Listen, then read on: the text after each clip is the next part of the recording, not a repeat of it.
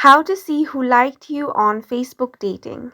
Hi guys, welcome to our channel. Let's get started. First, you want to open the Facebook app on your device and make sure you have logged into your account. Now tap on the three lines at the top right corner of your screen. Here on the menu page, you should find the dating option. If you don't, then you can tap on the see more option and then find it. Now, if you still do not find it, that is because Facebook dating is a new feature and it might not be available in all of the locations. As you can see, I don't have that option either, but I'm going to guide you through the process anyway if you have this option.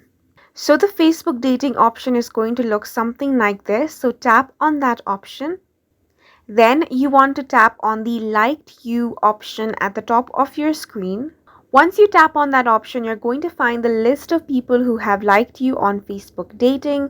So if you don't find anyone here, that means nobody has liked you on Facebook dating yet. For this, you can tap on the see suggested matches option. Or you can go back and improve your profile so people will like you on Facebook dating. And that's it for this video. We hope you guys found it helpful. Please make sure to hit the like button and subscribe for more helpful tutorials.